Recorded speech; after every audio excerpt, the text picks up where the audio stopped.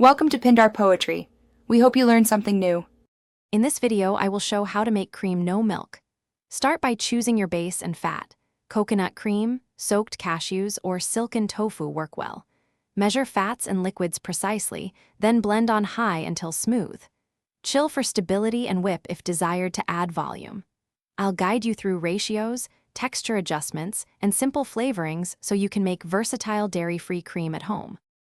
Warm and friendly tip time. Measure ingredients with a small kitchen scale or standard cups for repeatable results.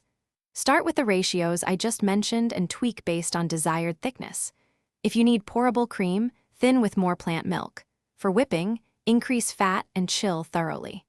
Add a pinch of salt and mild sweetener or vanilla for balanced flavor without overpowering your recipes. Keep your tools and ingredients cold when aiming to whip dairy-free cream, and blend until completely smooth to avoid graininess.